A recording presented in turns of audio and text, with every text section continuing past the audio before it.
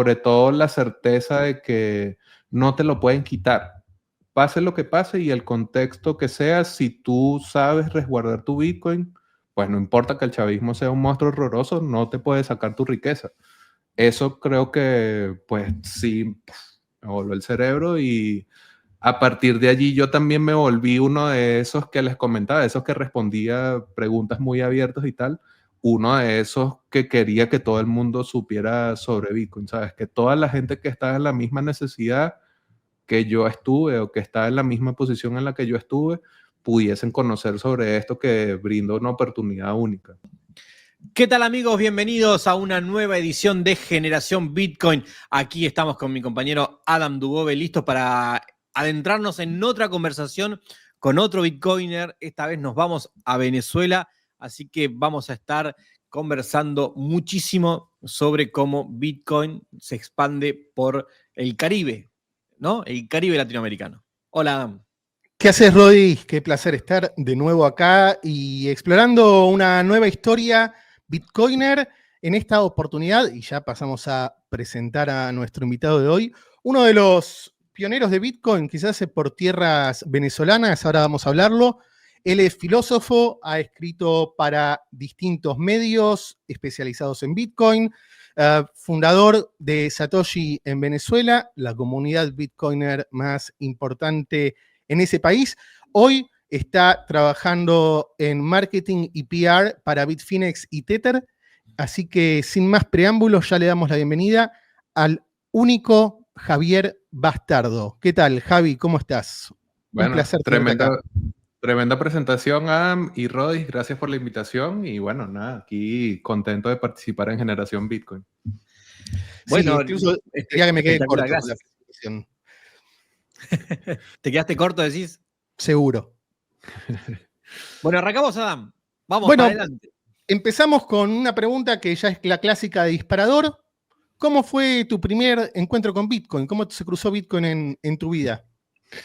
Bueno, fue bastante casual porque tiene que ver sobre todo con la depreciación del bolívar. Ustedes como argentinos entenderán que la inflación destruye el patrimonio. Yo no lo entendía muy bien. Originalmente yo soy licenciado en filosofía, mi background no tiene mucha relación con la economía ni nada, así que para mí el dinero era simplemente algo que estaba allí.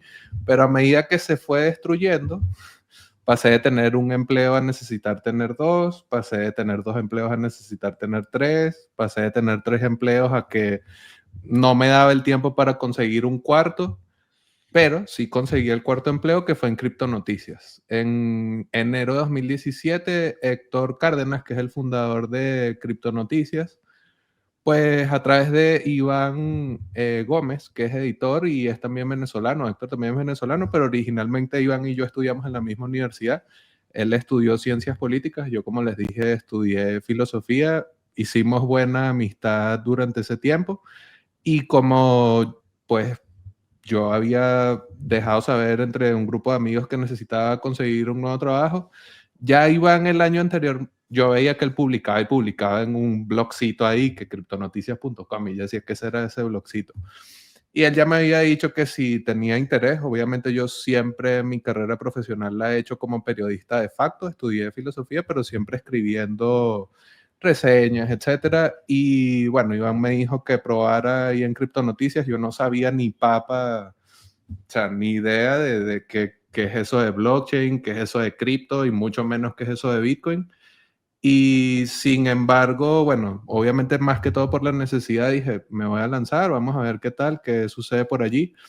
A Héctor le gustó la prueba que yo hice y al principio era horrible cubrir las noticias de este entorno porque no entendía nada, o sea, sinceramente no entendía nada, entonces aparte la fuente en inglés, yo no hablaba muy bien inglés en ese momento, sí lo leía, pero no era como algo que hubiese pensado que iba a ser. Y bueno, así fue como descubrí en ese momento blockchain, porque era lo más popular, 2017, las ICOs y la fiebre de crear tu propio dinero de la nada con tokenización y todo eso. Y por allí como en mayo, junio, Héctor nos dice que necesita empezar a pagarnos con Bitcoin, porque para él la operativa de pagos en bolívares no tenía sentido, se le hacía muy difícil, él recién se había mudado a Argentina, entonces, bueno, más bien forzado, porque no había otra forma de hacerlo, me vi en la necesidad de empezar a usar Bitcoin sin entenderlo muy bien, al punto de que ese primer pago yo lo perdí, porque tenía un teléfono que no tenía suficiente memoria, yo no entendí muy bien lo de las palabras y tal, y pues, según yo, tú instalas la aplicación y luego la reinstalas y deberías tener tu sesión abierta. Y bueno, realmente ahí perdí mi primer pago y así fue como aprendí que, bueno, siempre anotar las palabras, y esa fue mi primera experiencia con Bitcoin. Javier, la verdad que es un perfil muy interesante el tuyo. Primero quiero saber cuántos Bitcoin perdiste de ese primeros pagos. No una cantidad de Bitcoins en plural, pero sí una cantidad importante de Satoshis, porque estamos hablando por allí menos de $3,000 estaba cada Bitcoin y a mí me estaban pagando, pon que casi $70, $80. Entonces la cantidad de Satoshi, si ves la relación, era significativa. Sí. Y quiero ir directo a este tema de tu formación. Yo soy periodista también, Adam, también tenemos formación en temas de comunicación y me has asociado. Pero sí, Adam, vos sos un divulgador de temas económicos y de Bitcoin. Pero acá hay un tema interesante que es, bueno, vos como hombre de las letras, ¿no? De la filosofía, meterte en el mundo de casi de la programación, la matemática, ¿no? Que atraviesa Bitcoin. Primero quiero saber cómo era tu formación de filosofía, qué autores leías, qué te interesaba, y después cómo esos autores maridaron con el mundo Bitcoin. Bueno, siendo 100% honesto, no mucha relación, porque la formación de la que yo venía era sobre todo Descartes y clásicos de la modernidad. De repente, bueno, mi tesis de grado fue sobre un filósofo mexicano llamado Leopoldo Sea, existencialismo. Realmente no venía mucho al palo, y quizás por allí en algún punto hice algunas materias sobre teorías del valor, pero realmente no había ninguna conexión. Es que por eso les digo, al principio a mí me costó demasiado dar ese salto a un tema que era absolutamente ajeno a mí. Lo único que yo tenía la facilidad de entender temas complejos y explicarlos en palabras. Entonces, pues sí, diría Descartes, la tradición de los antiguos, obviamente, pues la escolástica, posteriormente lo que llegó del existencialismo a Latinoamérica, esto que sería como filosofía de la filosofía latinoamericana más bien que otra cosa, y un poco el preguntarse, y que esto es algo que no es propio mío, sino de la intelectualidad latinoamericana, preguntarse si verdaderamente la filosofía latinoamericana tiene un aporte a la filosofía universal. Más o menos por allí me salvé de no ser zurdo, porque mis profesores, a pesar de que la universidad es la cuna de los zurdos por excelencia, mis profesores estaban muy en contra pues, de esas ideas, sobre todo porque estaba en ciernes el chavismo.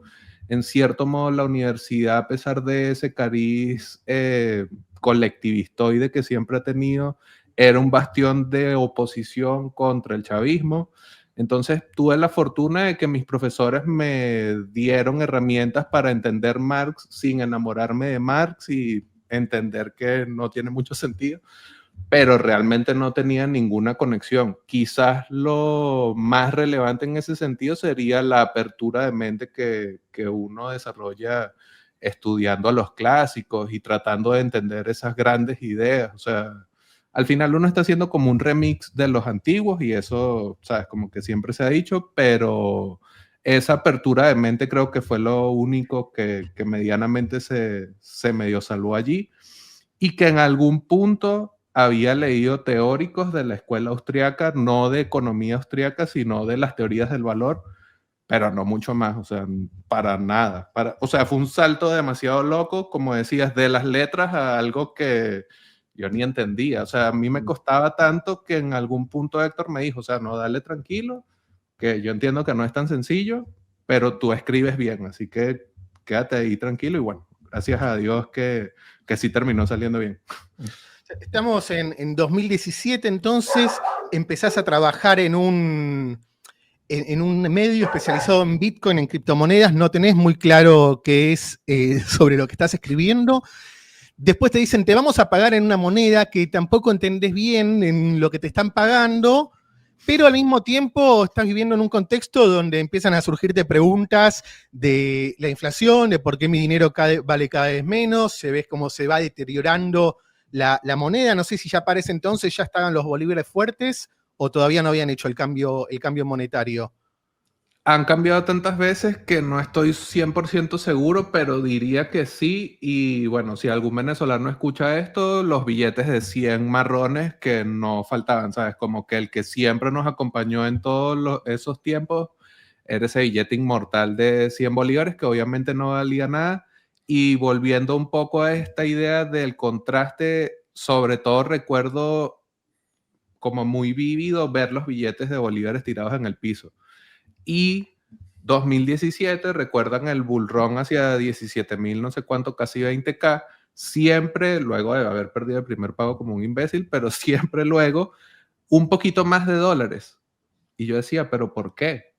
O sea, sí, ok, cool, está subiendo el precio y tal, pero tengo más dinero. Y bueno, obviamente el cambio de dólares a bolívares era muy provechoso para mí. Entonces pasé de los 4 trabajos con los que empecé 2017 a solamente enfocarme a escribir sobre Bitcoin y criptomonedas. Como les dije, en ese momento era súper blockchainer. Si ustedes van a mi archivo en Criptonoticias, hay artículos en donde yo pensaba que el control de armas podía tener sentido y que se podía utilizar con blockchain para que si la gente compraba sus armas, que está bien, pero que hubiese como un control en la blockchain en donde se siguieran las balas y, ¿sabes? Como que realmente yo me ¿Qué te comí hizo todo. cambiar esa visión de blockchainista a decir, no, blockchain en realidad... Una entrevista con Giacomo Zucco, que también está disponible en el archivo, y pues realmente eso me cambió la percepción completamente, porque recuerdo que una de las preguntas que yo le hacía es, ¿tú quieres que todo el mundo se meta en cripto? ¿Sabes? Yo era un periodista, estoy buscando un tipo que es un referente, a ver, y la respuesta fue así como que no, que se metan en cripto, no, que se metan en Bitcoin. Ah, ok, pero ¿por qué en Bitcoin específicamente?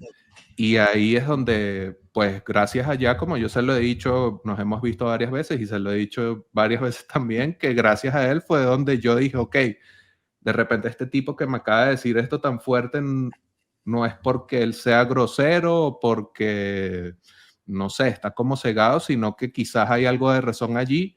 Y allí fue donde como que comencé a darle la vuelta a eso. Y por el otro lado, que obviamente todos esos proyectitos, como dicen los argentinos, falopa, fueron muriendo. Yo le hice Criptonoticias vende paquetes publicitarios y los periodistas o los escritores nos toca hacer los artículos. Yo hice artículos sobre Dentacoin, La moneda para los blockchain, dentistas. exacto, Recuerde. ¿sabes? Como cosas así que al final obviamente fueron pereciendo y lo único que prevalecía era Bitcoin. Entonces, ¿por qué? ¿Por qué lo único que se mantiene es Bitcoin? Este loco que me dijo que no quiere que la gente entre en cripto, sino en Bitcoin. ¿Por qué eso? ¿Sabes? Entonces, ahí poco a poco me fui interesando más en Bitcoin. No te voy a decir que lo entendí a la primera, para nada, pero lo que más sentido me hizo fue lo de los 21 millones. Porque otra vez en el contexto donde yo estaba, ver los billetes de bolívares tirados en el piso, ver que cada vez me pagaban más en bolívares cada vez que cambiaba ese poquito de Bitcoin en local Bitcoins, pero que esos bolívares no alcanzaban para más cosas, sino que pudiese ser que inclusive estaba comprando menos, ¿sabes? Como todo ese contraste de la dilución del valor de los bolívares comparado con el Bitcoin, que cada vez yo vendía menos Bitcoin, pero podía cubrir mis necesidades igualmente. Eso fue lo que más le dio sentido y bueno, obviamente luego gracias también a tener ese trabajo en Criptonoticias, yo comencé a hacer perfiles sobre Bitcoiners, pero no Bitcoiners, vamos a decir influencers, sino los viejas escuelas, Alfini, Weidai no era Bitcoiner, pero sabes, de la prehistoria de Bitcoin, Sí. Adam Back, temas sobre los antecesores de Bitcoin, que ya los cypherpunk habían intentado hacer proyectos de dinero digital, descentralizado y no lo habían podido lograr. Nick Szabo, ¿sabes? Esa oportunidad de estudiando para reportar, porque al final uno tiene una responsabilidad de presentar una información que se entienda, pero si tú no la entiendes es difícil que lo puedas explicar. Y bueno, tener la oportunidad de tener feedback, inclusive algunos de estos carajos como Adam Back en su momento cuando yo hice el perfil, no fue que de inmediato me escribió, pero a los años él dijo así como que le había gustado porque era un perfil en español, que él no sabía qué era lo que decía allí, pero le había parecido curioso que alguien escribiera sobre él en español. Obviamente en 2017 no era tan activo el tema en español como es hoy en día, gracias a Dios ha evolucionado mucho, hay mucha gente muy grande comunicando estos temas en español, pero en ese momento era como una curiosidad y pensaría que eso, la entrevista con Giacomo, el hecho de que solo hay 21 millones, o sea, esas dos cosas fueron como clave para decir, ok, entonces quizás Bitcoin no está sobreviviendo a toda esta muerte de tokencitos falopas de 2017 por casualidad. Quizás sí hay algo allí interesante. Y yo pensaría que ya a finales de 2018 estaba hecho un maxi, 100%. Al toque. Sí, sí, sí. Me tomó tiempo, ¿no? Casi 2 años, pero bueno, ahí ya a finales de 2018 ya me peleaba con gente en Twitter. Originalmente la gente me comenzó a conocer porque yo me peleaba con gente en Twitter porque era los momentos en donde decían que Dash iba a salvar a Venezuela, los momentos en donde decían que Nano iba a cambiar la realidad de Venezuela o que se decía que eran... ¿Qué es Dash y qué es Nano?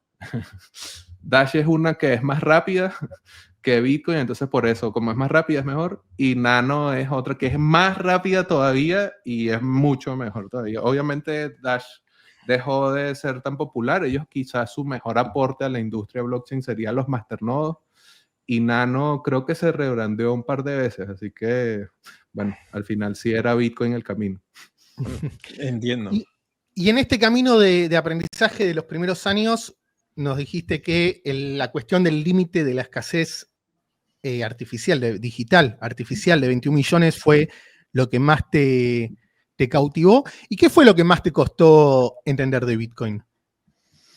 Yo pensaría que no hay algo que me costó porque siempre me dediqué mucho y tenía, como digo, la ventaja de si me interesaba un tema y en el momento en donde yo entré al periódico estábamos en una oportunidad muy bonita en cuanto a formación para ofrecer información educativa.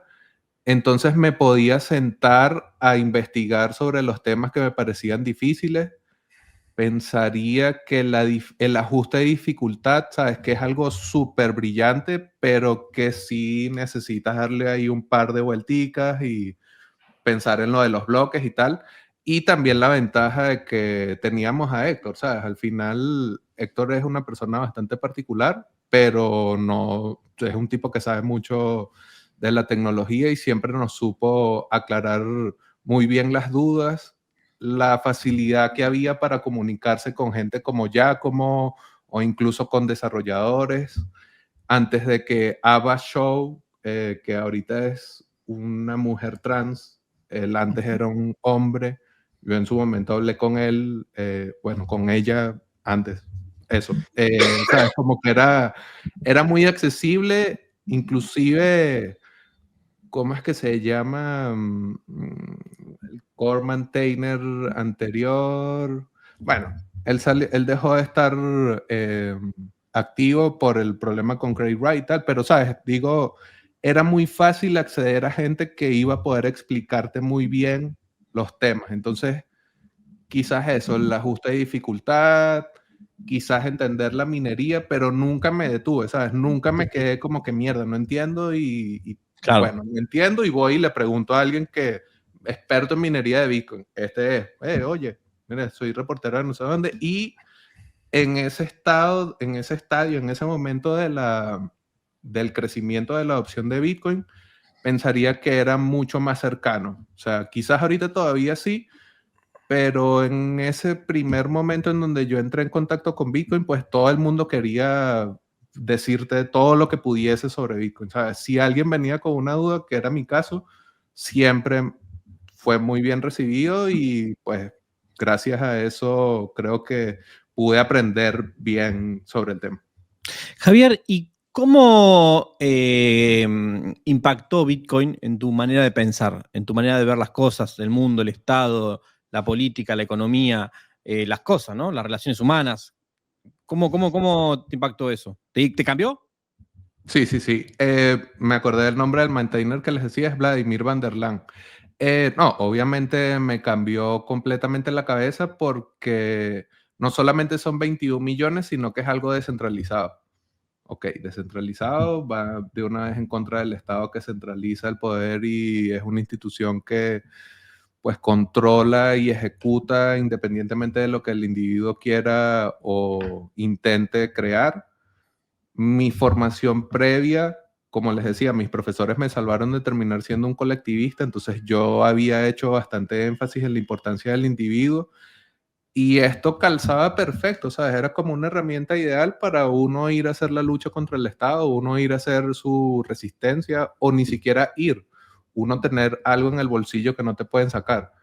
Ese tipo de cosas en el contexto de Venezuela, de depreciación del bolívar, un régimen dictatorial cada vez más violento en contra de la ciudadanía, el hecho de que tú puedes simplemente recordarte de las palabras, no cometer el error que yo les contaba al principio, pero recordarte unas palabras e irte de Venezuela a otro país con el dinero sin que nadie te pueda detener, ¿sabes? Ese tipo de pequeños detalles que cuando los vas sumando te das cuenta de que te brindan un arsenal de resistencia contra el Estado, ¿sabes? Entonces, quizás yo, pues mi vida política fue muy corta, el chavismo ha sido demasiado férreo en contra de la ciudadanía, como les digo, pero sí me daba como una cierta esperanza de que si más gente sabía de esta cosa que yo había descubierto por casualidad, quizás teníamos un chance, ¿no? O de repente no de salir del chavismo, porque vean que hasta ahorita incluso está Trump ahí en el Caribe y todavía está ahí el chavismo duro, pero de que el ciudadano o los ciudadanos uniéndose y utilizando esta tecnología podían resistir de mejor manera. Y sí, yo creo que sobre todo la certeza de que no te lo pueden quitar. Pase lo que pase y el contexto que sea, si tú sabes resguardar tu Bitcoin, pues no importa que el chavismo sea un monstruo horroroso, no te puede sacar tu riqueza. Eso creo que, pues sí, me voló el cerebro y a partir de allí yo también me volví uno de esos que les comentaba, esos que respondía preguntas muy abiertas y tal, uno de esos que quería que todo el mundo supiera sobre Bitcoin, ¿sabes? Que toda la gente que estaba en la misma necesidad que yo estuve o que estaba en la misma posición en la que yo estuve, pudiesen conocer sobre esto que brinda una oportunidad única. Y la consecuencia de eso fue después el nacimiento de Satoshi en Venezuela. Sí, sí, sí, exacto, exacto. 2018 yo empecé a escribir también en Cointelegraph, estuve escribiendo un tiempo en ambos, Criptonoticias y Cointelegraph en español, pero yo en Cointelegraph entré solo como columnista de opinión y mis opiniones eran bastante ácidas, como yo les digo, o sea, originalmente a mí en Twitter me conocían por pelearme con la gente. Yo llevé eso también a mis columnas de opinión en Cointelegraph y comencé a tener comentarios que a mí no me importaba que fuesen contra mí, pero comencé a recibir comentarios que era, ¿cómo le dan en Cointelegraph un megáfono a este carajo que habla así de otros proyectos y no sé qué?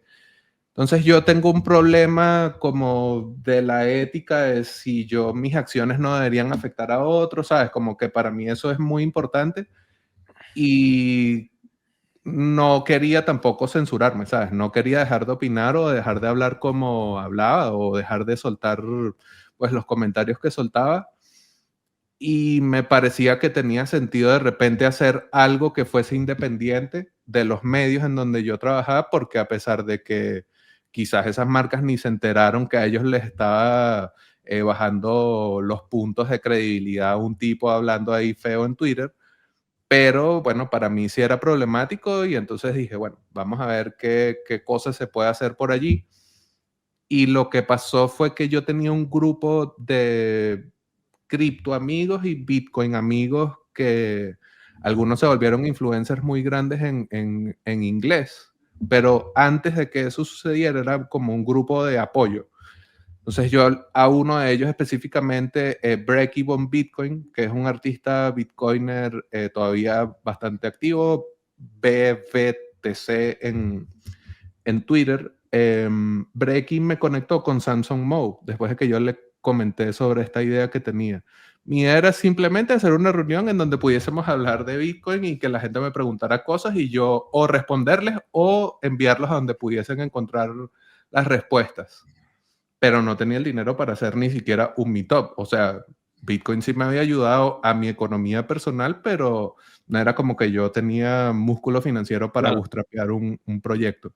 Entonces, siempre lo recuerdo. Yo le mandé a Samsung un mensaje larguísimo en Twitter donde le explicaba a todos, mira, queremos hacer esto, queremos invitar a tantas personas, yo no te voy a robar, solo necesito $400, te voy a mandar facturas de todo y todo.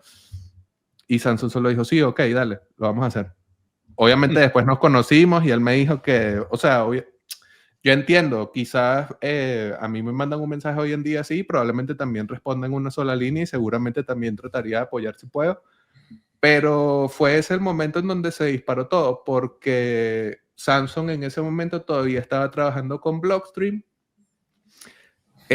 A través de Blockstream financiaron el primer meetup de Satoshi en Venezuela. Una vez nosotros dijimos que Blockstream nos estaba apoyando, pues otras empresas se sumaron. En ese momento, no directamente por la influencia de Blockstream, sino porque yo también le expliqué el proyecto. Francis de Bull Bitcoin también nos apoyó, la gente de Samurai Wallet.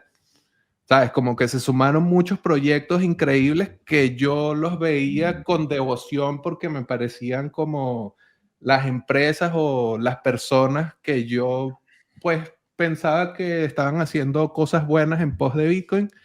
Y bueno, terminó siendo súper increíble. Pudimos hacer no solo uno, sino 10 meetups, pero esto es 2019.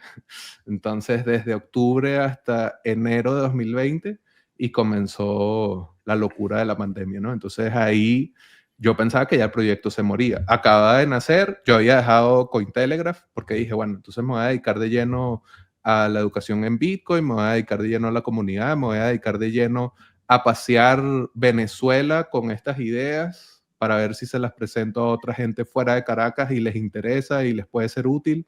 Te pregunto esto, te interrumpo, Javier. ¿Y eso estaba creciendo a qué ritmo para vos decir, bueno, dejo un trabajo, ¿no? Dijiste dejar un trabajo para dedicarla a esto. ¿Estabas teniendo mucho feedback? ¿Cómo era eso? Lo que pasa es que no solamente incluía los gastos de los meetups como era la propuesta al principio, sino que ya incluía el gasto que implicaba yo dedicarme a hacer los meetups e ir a distintos lugares de Venezuela. Entonces no es que me hice millonario ni nada, pero me cubría pues mis necesidades suficientemente y me permitía hacer algo que me apasiona. O sea, todavía hoy yo pienso que pudiese hacer meetups y me va a seguir pareciendo entretenido, me va a seguir pareciendo divertido poder hablar con gente a la que le interesa estos temas y quizás no se ha aventurado y tal, pero principalmente por eso, porque muchas empresas nos apoyaron, muchas empresas estaban dispuestas a darnos de poquito en poquito y bueno, vas haciendo un colchón financiero que te permite dedicarte de lleno a eso. Y ojo, no, como les digo, no era que nos daban un montón de dinero ni nada, pero pues yo siempre he practicado una premisa que es vivir por debajo de tus propios medios. O sea, si tienes $1,000, no vas a gastar 1,000, vas a gastar 200 si puedes, ¿sabes? Claro. Entonces, pues así yo tomé esa oportunidad, sí tuvo sus riesgos y bueno, obviamente cuando comenzó la pandemia yo pensaba que el proyecto se iba a morir. Entonces comenzaban las videollamadas. La gente no sabía muy bien usar Zoom. Estaba Jitsi. Estaban cosas así. Yo dije, bueno, me voy a hacer un meetup digital. Y comenzamos a hacer una cosa que era como la semana de Bitcoin. Entonces yo invitaba a expertos, principalmente que hablaran en español, por ejemplo, Francisco Calderón, que es un venezolano desarrollador, un buen amigo de los argentinos, vive en Argentina también, se sumó a esa jornada. José Rafael Herrera, que trabajaba conmigo en Criptonoticias, se sumó a esa jornada. ¿Sabes? Como que invitamos a gente que tenía un conocimiento, una experticia en estos temas, a participar en esas rondas semanales en donde estábamos tratando de recrear la misma experiencia del Meetup, en donde, ¿sabes? Tú escuchas el tema, puedes preguntar, y comenzó la gente a decirnos, pero ¿dónde está grabado eso? ¿Por qué no lo puedo ver otra vez? Hazlo un podcast. Y yo, un podcast, vaya a la verga, que es un podcast. Y bueno, así comenzó Hablemos de Bitcoin, que es un podcast que yo mantuve hasta 2023, ahí en stand-by porque me fui de Venezuela, pero quizás lo retomo, que lo que hizo fue recuperar el mismo espíritu de Satoshi en Venezuela, de que la gente pudiese aclarar dudas, tener directamente, como les digo, expertos que pudiesen contar las bondades de Bitcoin o pudiesen explicar un tema en particular. Y así fue como se fue transformando el proyecto de solamente los meetups a que comenzamos a acompañar esos meetups también con la oportunidad de tener un canal en YouTube donde difundir, donde hacer de repente contenido específico sobre educación inicial sobre Bitcoin, o de repente contenido un poquito más detallado sobre ciertos temas. En su momento hablamos sobre sidechains o hablamos sobre Lightning, ¿sabes? Entonces, bueno, fue una combinación de ambas cosas y esa necesidad de adaptarnos a lo que estaba pasando en el mundo con el tema de la pandemia, no poder hacer las reuniones que había sido el modelo principal con el que conseguimos esos patrocinios y tal. Y bueno, esos patrocinantes se volvieron patrocinantes de nuestro podcast. Y bueno, así fue como se fue manteniendo el proyecto. Y bueno, siempre de la mano de gente a la que le interesa estas cosas. O sea, el grupo de Telegram de Satoshi en Venezuela sigue estando muy activo, gente sigue estando allí aclarando sus dudas, preguntándose entre ellos, viene gente nueva con preguntas. Y pues ha sido una experiencia súper cool porque partió todo de una necesidad como de compartir esta cosa que yo no solamente sentía, sino que comprobé que podía ser muy útil para gente en contextos difíciles como el de Venezuela. Claro. Entonces, Satoshi en Venezuela, tenemos la pata educativa para los que estaban dispuestos a aprender, que querían conocer sobre qué era Bitcoin, la pata de la comunidad, que obviamente es transversal, pero que también sirve, digamos, para generar un espacio de pertenencia, generar relaciones sociales con personas con intereses parecidos. De hecho, lo hablábamos con Guerrilla, la importancia de esto a la hora de también desarrollar interés en Bitcoin. Una tercera pata de divulgación a través del podcast. Y me parece, si mi memoria no me falla, que está faltando una cuarta pata que empieza a surgir, que ahora nos vas a contar cómo, que es esto de que Satoshi en Venezuela también se convierte en un espacio para comprar y vender Bitcoin. ¿O estoy equivocado? No, es completamente así. Bueno, obviamente la comunidad creció de manera significativa. Llegamos a tener inclusive más de 1000 personas, o sea, personas, usuarios reales, no bots, en el grupo. Y obviamente por eso que comentabas de la cercanía, de saber que compartes pues ideales, inclusive con mucha de la gente que forma ese grupo, comenzó a darse naturalmente el intercambio, ¿sabes? Gente que de repente no tenía Bitcoin o tenía Bitcoin y quería comprar o vender. Entonces, bueno, en principio, pues nosotros nunca nos hicimos responsables de que si se realizaba o no se realizaba la operación, pero como era gente de confianza en cierto modo, pues nunca hubo un reporte de que alguien robara a nadie. Pero llegó un punto en donde el volumen ya no era tan cómodo, ¿sabes? Como que se estaba moviendo una cantidad de dinero que al final sí es riesgoso, ¿sabes? No, sea como sea y seamos muy amigos y todo lo que tú quieras, pero tampoco. Entonces, en ese momento, así fue como nació el NP2P Bot de Francisco Calderón. O sea, yo le dije a Frank, yo sé que él es un mago del desarrollo, que estábamos teniendo esto y que si había una forma que él pensaba que se pudiese hacer, que ese grupo de Telegram pudiese tener un lugar o algo a través del que nosotros no fuésemos como el banco de confianza, ¿sabes? Que si bien, pues como les digo, es gente que al final algunos hasta se han hecho amigos entre ellos o gente que se ha conocido en real life, ¿sabes? Como sí, pero igual, tenemos esta tecnología. ¿Hay algo que se puede hacer, Frank? Y bueno, Fran vino con una solución genial que obviamente todo el crédito es de él, pero nació de esa necesidad, ¿sabes? Como que la confianza y ay, qué cool Satoshi en Venezuela y tal, y comienza a subir, subir, subir.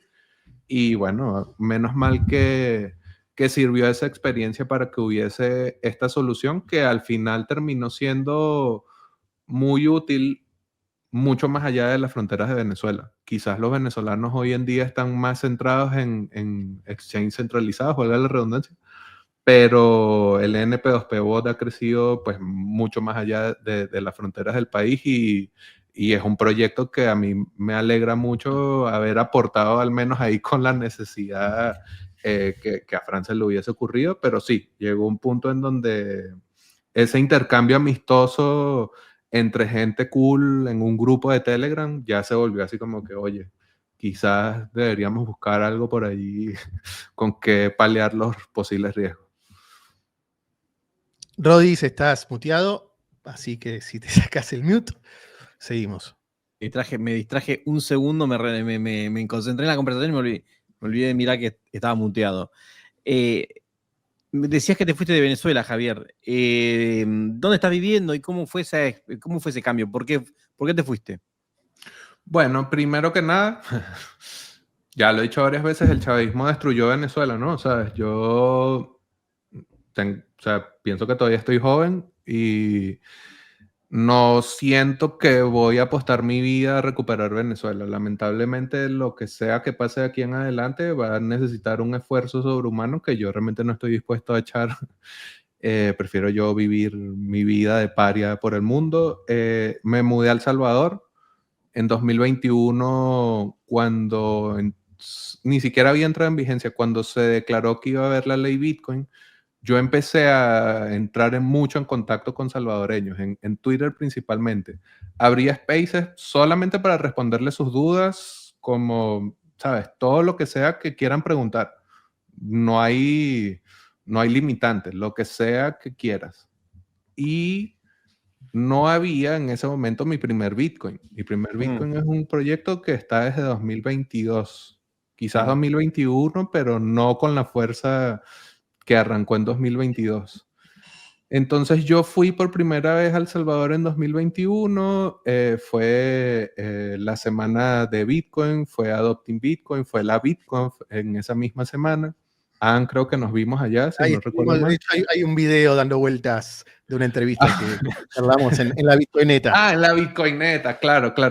Bueno, como les digo, o sea, yo fui primero a ver qué tal estaba la cosa allá, y luego fui varias veces más hasta que en 2023 decidí mudarme, y originalmente mi idea de ir a El Salvador era hacer Satoshi en El Salvador. O sea, e inclusive Napoleón Osorio, uno de mis grandes amigos de El Salvador, le mando un saludo a Napo si ve esto, teníamos esa idea, ¿sabes? Ya yo había probado que un proyecto educativo así, grassroots, desde cero, en un contexto difícil como el venezolano, podía tener sentido y tener ese respaldo desde el nivel más alto del gobierno de El Salvador, a pesar de que yo nunca, o sea, yo conocí a Bukele una vez, pero no es que yo he hablado con Bukele y somos amigos ni nada, o sea, fue casual que fui a su inauguración, pero, ¿sabes? Como saber que el gobierno de El Salvador está ok con que se hagan cosas Bitcoin, para mí tenía mucho sentido. Y en 2023 decidí moverme definitivamente a El Salvador a ver de qué manera se podía ayudar a que lo que están haciendo en el país tuviese éxito. Sea como sea, y con con las reticencias o la opinión que uno pueda tener de la realidad del cambio a la ley o los acuerdos con el Fondo Monetario, a mí lo que me parecía más relevante era que yo no lo vi porque era en Twitter, pero viví el interés y la duda de los salvadoreños en 2021. O sea, y lo viví tanto de gente de oposición como gente que es pro Bukele. Yo soy extranjero, así que no tengo una opinión muy clara de la política de El Salvador, pues realmente es su país, pero me parecía como muy relevante esa oportunidad de ayudar a que la gente entendiera mejor el tema. Me van a robar mi dinero, se van a venir a llevar los dólares. No, señora, no se preocupe, o sea, ¿realmente usted cree que alguien de Estados Unidos va a venir a llevarse los dólares de El Salvador? O sea, vamos, ¿sabes? Ese tipo de dudas, a pesar de que suenan como perogrullas, igual es importante poder responderlas. Entonces yo, pues, un buen día en 2023 decidí que me iba a ir de cabeza a hacer eso. Pero debajo de todas estas cosas, yo he trabajado con empresas de Bitcoin desde que dejé los medios. Igual yo ahorita escribo en Forbes, pero no hago diarismo. Pero desde que salí del diarismo como tal, yo he trabajado en otras empresas de Bitcoin. Yo hice el blog en español para Local Bitcoins. Local Bitcoin ya no existe, pero era la mejor empresa para cambiar Bitcoin en su momento. Cuando yo empecé a usar Bitcoin en 2017 era lo que había. He trabajado con Swan Bitcoin, he trabajado con agencias que trabajan con empresas de Bitcoin y criptomonedas, y así fue como llegué a Bitfinex y Tether. Entonces, en algún punto mi plan de dedicarme a la educación se trastocó un poco. Mi primer Bitcoin y otros proyectos educativos, Bitcoin Beach obviamente, comenzaron a crecer mucho más. Entonces lo que yo quería hacer en El Salvador ya no tenía tanto sentido. Y bueno, también el hecho de trabajar con las empresas ha hecho que, con Bitfinex, etcétera, ha hecho que yo pues salga un poco de ese lado, porque de nuevo me pasa lo mismo que les contaba al principio, que ahora mi persona, mi imagen se relaciona con esas empresas con las que yo trabajo. Entonces de repente decir ciertas cosas o hablar sobre ciertos temas puede tomarse como que empleados de empresa dice, ¿sabes? Entonces para evitar esas cosas, yo decidí no enfocarme en el área educativa, pero como les decía, cubriendo la fuente en Forbes, yo he escrito, pues diría que más de 10 artículos específicamente sobre El Salvador y Bitcoin, de todo tipo, de que si El inauguraron Salvador, cosas, sí. entiendo, claro, El Salvador para vos es el país más avanzado en materia de Bitcoin. Digo, en esa capilaridad social a la que se aspira, ¿no? O sea, siendo 100% honesto, yo pensaría que no necesariamente, pero es el que tiene el aval del gobierno. Y se quiera o no se quiera, es importante que tú como individuo tengas agencia para hacer lo que estás haciendo con Bitcoin sin la amenaza de que van a venir a decomisarte los mineros, que era lo que pasaba en Venezuela, sin la amenaza de que va a venir alguien a querer encarcelarte porque estás enseñando a la gente a utilizar dinero que no se puede censurar, ¿sabes? Entonces, creería que lo más importante que tiene El Salvador es que tienes la seguridad de que por usar, por enseñar, por difundir Bitcoin no te vas a meter en problemas.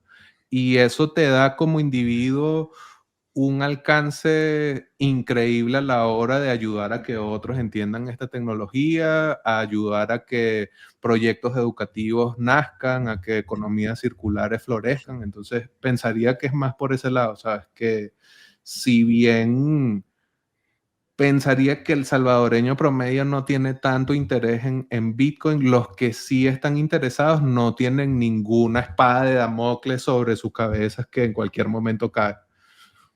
Y volviendo un poco a la etapa venezolana, también a la etapa salvadoreña, definitivamente Bitcoin ha tenido un impacto en tu vida.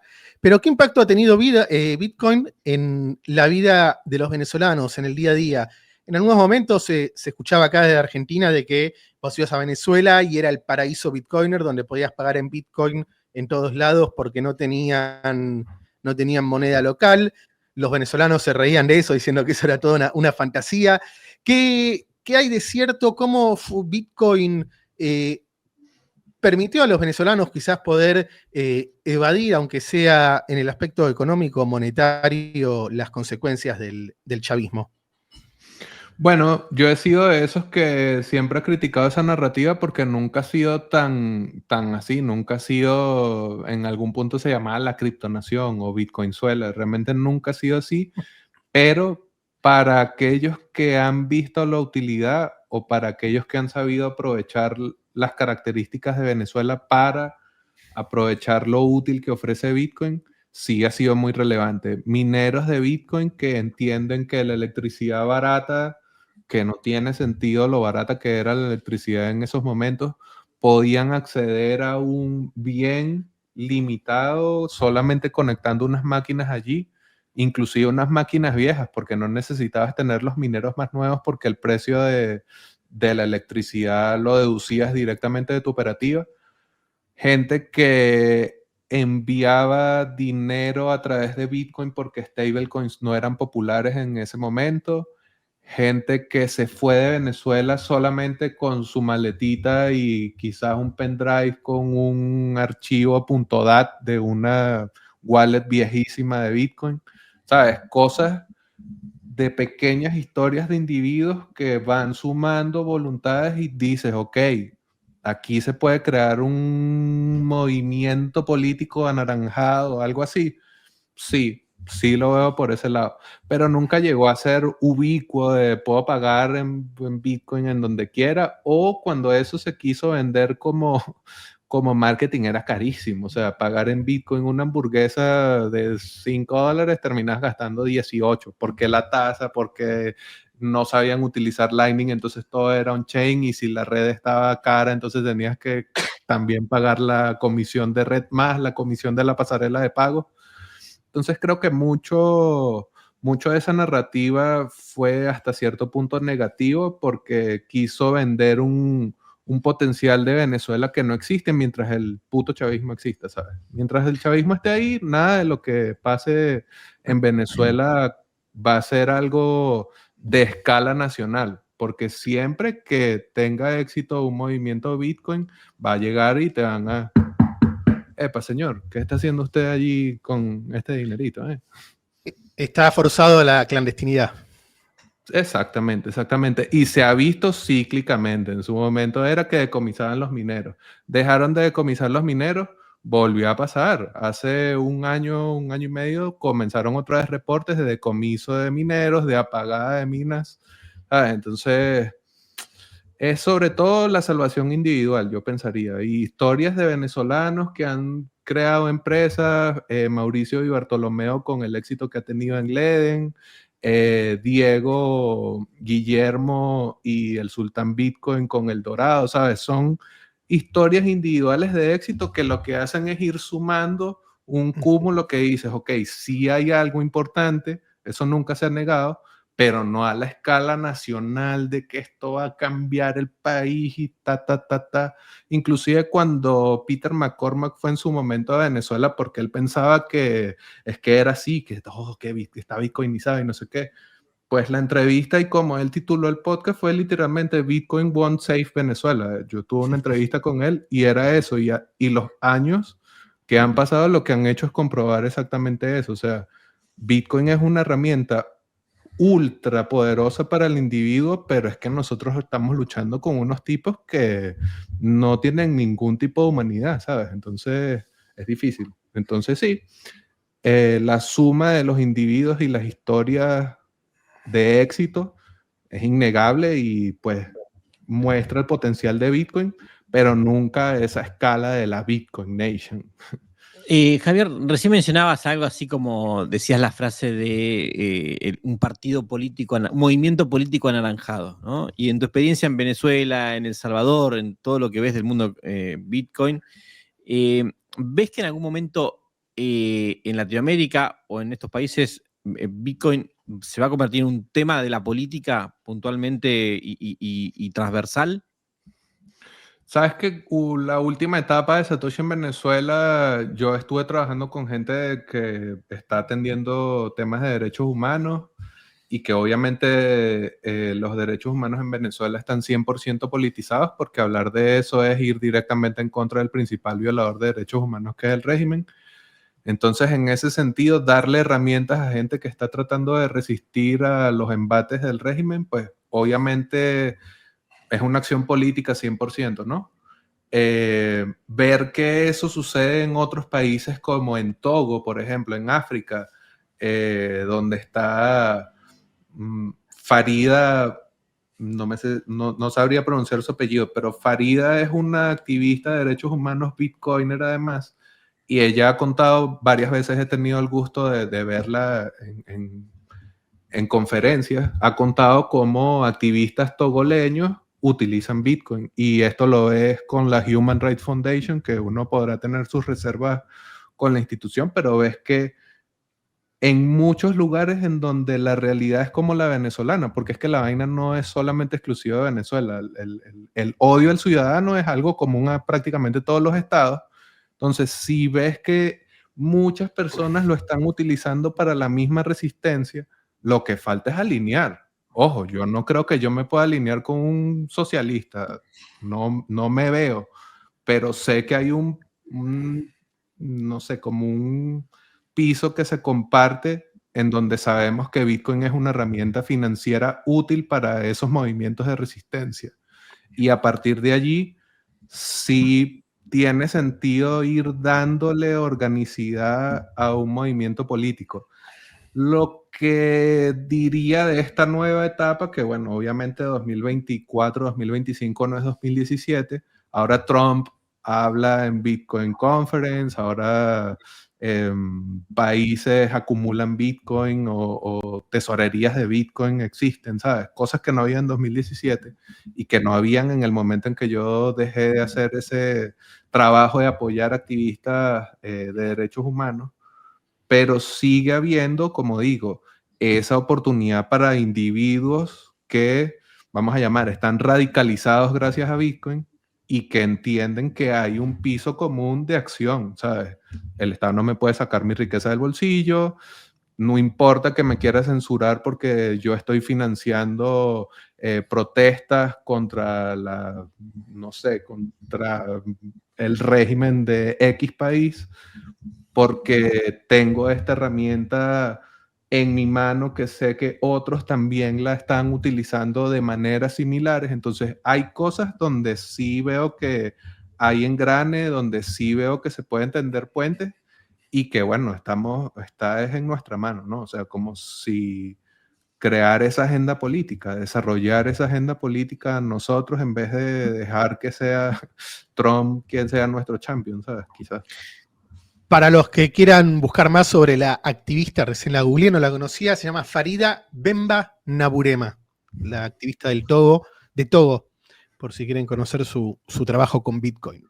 Bueno, vamos entrando en la recta final de esta entrevista, nos quedan 5 minutos porque nos comprometemos a liberar a Javi en un horario específico, es una persona ocupada, Javi. Quería preguntarte, al menos la última de mi punto de vista. Estás viviendo en El Salvador, ya van a ser 2 años, 3 años. Yo estuve allá en el 2021, en plena euforia. Bueno, estuvimos juntos en plena euforia por la ley Bitcoin, de los bitcoiners, de ir a comprar a McDonald's y pagar con Bitcoin, o ir a el supermercado, que ahora no me acuerdo el nombre de la cadena, que aceptaban Bitcoin, pero los cajeros no sabían usarlo, o estar 10 minutos esperando a que se confirme una transacción porque el tipo puso mal el QR de on-chain y no de Lightning. En fin, era una experiencia entretenida, divertida, aunque un poco incómoda a veces. ¿Cómo evolucionó esto en los últimos 4 años? ¿Hay más uso de Bitcoin, menos uso? ¿Qué estuvo pasando? O sea, sí me ha pasado Super Selecto, se llama el supermercado que mencionas, sí me ha pasado que haciendo la compra para la casa, pues me ha tocado pagar 2 veces. Y la facilidad que uno tiene es que de repente por la visibilidad en redes puedes comunicarte directamente con Chivo y te dan respuesta y todo eso, pero, o sea, ha mejorado porque las pasarelas de pago se han hecho más sencillas, porque la experiencia de pago en Chivo, a pesar de que no es la mejor, ha mejorado significativamente, porque hay otras pasarelas de pago que también funcionan y pues sí sirven para lo que necesitas, ¿sabes? Al menos que te muestre un QR Lightning y puedas pagar instantáneo, pero pensaría que entramos a otra etapa. Ya no es la euforia. Ahora es de los que son tercos y se quieren mantener en Bitcoin. O sea, mi primer Bitcoin creció y se convirtió en un monstruo de la educación global. Bitcoin Beach creció y se convirtió en un bicho que da becas y está haciendo cosas en todos los continentes. Pero esos son casos de éxito. Lo mismo que les comentaba sobre Venezuela, ¿no? O sea, quizás les puedo hacer una lista grande, eso sí, de gente que está haciendo cosas en Bitcoin en El Salvador. Node Nation, Pupusas G, que puso a correr un nodo de Bitcoin en la Biblioteca Nacional de El Salvador. Para conmemorar el día de Bitcoin, la oficina de Bitcoin inauguró un área específica de libros sobre Bitcoin en la biblioteca. Siguen pasando cosas, pero como les digo, ya es la etapa de la gente que sí o sí quiere seguir construyendo con Bitcoin. Ha cambiado obviamente la ley, ya no es obligatorio para los comerciantes recibir Bitcoin, sino que es voluntario, pero eso ha sido prácticamente como nada, ¿sabes? El comerciante que ya entendió que eso es un medio de pago más, sigue aceptando Bitcoin, sigue, pues, probablemente recibiendo el Bitcoin y cambiándolo de inmediato a dólares, sigue como si nada. Y pensaría que a nivel de adopción ha aumentado. O sea, yo he hecho entrevistas recientemente porque en Bitfinex estamos trabajando en un documental sobre El Salvador y el común denominador es que cada vez más salvadoreños tienen más preguntas sobre Bitcoin. Como parte de las condiciones del acuerdo con el Fondo Monetario Internacional, Chivo Wallet tiene que cesar operaciones o tiene que pasar a manos privadas y eso afecta directamente a los salvadoreños. Entonces los salvadoreños están buscando soluciones. Y lo más interesante es que la solución es la autocustodia. Y lo más interesante es que quienes están ofreciendo esas herramientas o esa educación sobre autocustodia son salvadoreños. Ya no necesitas que venga Satoshi en Venezuela a tirar Satoshi en El Salvador para que... No, hay de Bitcoin Store Wallet, de Bitcoin Hardware Store en El Zonte con Ronnie Avendaño, siempre respondiendo preguntas. La gente de Bitcoin Beach, como les decía, esta idea de que teniendo el apoyo del gobierno, inclusive con los cambios a la ley, etcétera, sigue pudiéndose crear economías circulares como Bitcoin Berlín. Eso no existía en 2021. O sea, nosotros en 2021 estábamos en el ultra mega hype de Bukele en la fiesta en Nahui y era otra vibra. Hoy en día es de los tercos, de los que perseveran más que los tercos, de los que dicen esto es útil. Creería que como nosotros, ¿no? O sea, yo estoy en esta cosa desde 2017 y no dejo de estar enfermo de Bitcoin, ¿sabes? Entonces, lo mismo le está pasando a los salvadoreños. La última, o ya queda un minuto para cerrar. Es la última, Javier, y de mi parte. Y quería entender, vos en un momento decías al principio que es un poco también lo que buscamos acá en tratar de encontrar en la generación Bitcoin, ¿no? Decías al principio que por suerte no fui zurdo, decías en la facultad, ¿no?